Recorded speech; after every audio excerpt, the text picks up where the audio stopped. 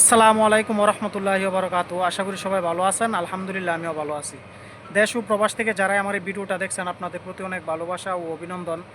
দেখেন, এই মালয়েশিয়াতে যে হাজার হাজার লোক অবৈধ আছে, যে আসিফ নজরুল স্যার এই বিষয়টা ওনার মাথায় নেই।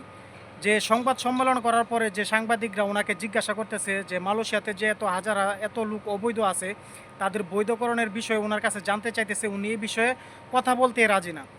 যে এখন উনি মালয়েশিয়াতে আসছে সফর করার জন্য, উনার যে উদ্যোগ, উনি চাইছিল যে মালয়েশিয়াতে আইসা যদি বাংলাদেশ থেকে মালয়েশিয়াতে কলিং চালু করা হয়, তাহলে কিন্তু বাংলাদেশ থেকে যদি উনি কর্মী পাঠাইতে পারে, তাহলে উনাদের ফায়দা হবে, উনাদের লাভ হবে।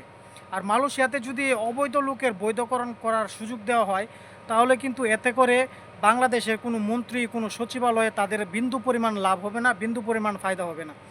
এখানে যে উনি আসছে মালয়েশিয়াতে, এখানে ওনার জানার দরকার ছিল যে মালয়েশিয়াতে হাজার হাজার লোক অবৈধ আছে, যারা নাকি 2023-এ কলিং বিষয় আসছে। এমন লোক আছে বর্তমানে কোম্পানিতে আসছে, এখন পর্যন্ত তারা হাতে পাসপোর্ট পায় নাই, যে তারা অবৈধ হয়ে আছে। কোম্পানিতে আসছে, কোম্পানিতে কাজ নাই, বাইরে চলে গেছে। অনেকে আছে যে পাসপোর্ট জটিলতার কারণে অনেকে ভিসাটা পর্যন্ত তাদের লাগাইতে পারে না, এমনও লোক পাওয়া যাবে। কিন্তু উনার মাথার ভিতরে এই ব্যথাটাই নাই। উনার শুধু একটাই চিন্তা, উনি বাংলাদেশ থেকে যেটা চিন্তা ভাবনা করে আসছিল যে মালয়েশিয়াতে যে 18,000 কর্মী আসতে পারে না, যে তাদের বিষয়টা ঠিক আছে, ওনারাও টাকা পয়সা দিছে, যেখানে 4-5 লক্ষ টাকা দিয়া ওনারা আসতে পারে না। ওনাদের বিষয়টা আমি যতটুকু মনে করি যে ওনাদের বিষয়টা যে আলাপ করে সাকসেস করছে, এটা আমি ওনাকে অনেক ধন্যবাদ জানাই। কিন্তু যে কলিংয়ের বিষয়টা উনি যেভাবে গুরুত্ব দিছে, সেই গুরুত্বটা যদি মালয়েশিয়াতে যে হাজার হাজার লোক অবৈধ আছে, যদি আজকে তাদের বিষয়টা গুরুত্ব দিত, তাহলে আমাদের প্রত্যেকটা প্রবাসী ভাইয়ের জন্য অনেকটাই উপকার হতো। অনেক ভাই বর্তমানে পাসপোর্ট নাই, আজকে 2-3 বছর ধরে দেশে যাইতে পারতেছে না, ভালো একটা জায়গায় কাজ করতে পারতেছে না, বেতন পাইতেছে না সঠিক মতো, ঠিকঠাক মতো নয়, মানে কোনো কিছুই হইতেছে না। এমনকি পাসপোর্ট করার জন্য, যেখানে পাসপোর্ট রিনিউ করার জন্য ই পাসপোর্টের জন্য গিয়া মানে ভোগান্তির শেষ নাই। ওইখানে গিয়ে এমনও লোক আছে, কেউ 4 মাস, 5 মাস, 6 মাস হয়ে গেছে, এখন পর্যন্ত পাসপোর্ট পাইতেছে না।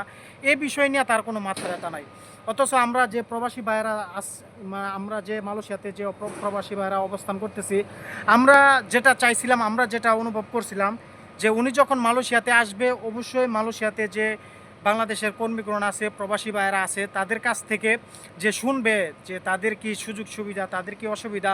অথচ তিনি এই বিষয়টা না যায় না, এই বিষয়টা মানে ঠিক আছে, উনি কিছু আলাপ করছে, কিন্তু উনি কলিংয়ের বিষয়টা যেভাবে গুরুত্ব দিছে, 18,000 কর্মীর বিষয়টা যেভাবে গুরুত্ব দিছে, ঠিক তেমনিভাবে এই অবৈধ লোকের জন্য এবং পাসপোর্ট জটিলতার যে বিষয়টা, এই বিষয়টা যদি উনি গুরুত্ব দিত, তাহলে আমাদের প্রবাসী ভাইদের জন্য অনেকটাই ভালো হতো।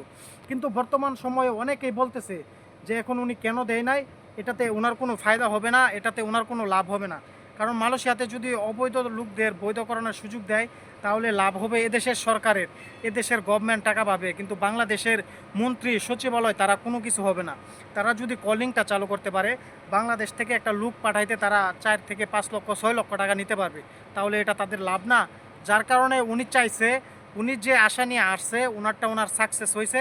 কিন্তু আমার সবচাইতে বড় দুঃখ লাগছে এটাই, যে উনি যখন চলে যাইতেছে, তখন সাংবাদিকরা প্রশ্ন করতেছে যে অবৈধ লোকদের বিষয়ে কথা বলার জন্য উনি সে বিষয়ে কথাই বলতে রাজি না। তো এখন আমরা যেটা বুঝতেছি যে উনি আসছে এখানে যে ওনার উদ্দেশ্য নিয়ে, সে উদ্দেশ্য সাকসেস হয়েছে, এখন উনি চলে যাইতেছে। তো এটাই আমাদের প্রবাসীদের, এটাই আমাদের নসিব, কিছু করার নাই। কারণ প্রবাসী এমনই, প্রবাসের কষ্ট কেউ বুঝে না, না তার ফ্যামিলি, না কেউ আত্মীয় স্বজন, না তার কোনো দেশ, কেউ বুঝে না প্রবাসীর একজন কষ্ট।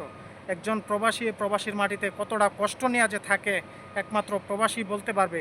কারণ অনেক ভাই বর্তমান সময়ে দেখতেছে যে তার পাসপোর্ট নাই, অবৈধ লোক, সে মানে রনে বনে জঙ্গলে থাকতেছে, কত টেনশনে কত কিছু করে যে থাকতেছে, একমাত্র সে প্রবাসী ভাইটাই জানে। তে এখন আর কিছু করার নাই। আমি মনে করি এই হতভাগা প্রবাসীদের, যাদের নাকি পাসপোর্ট নাই, ভিসা জটিলতার কারণে মানে ভিসা নাই, বিভিন্ন ধরনের সমস্যা, একমাত্র আল্লাহ ছাড়া আমাদের আর কেউ নেই। তো ভাই ভালো থাকবেন, সুস্থ থাকবেন। আসসালামু আলাইকুম ওরহমতুল্লাহি ওয়া বারাকাতুহু।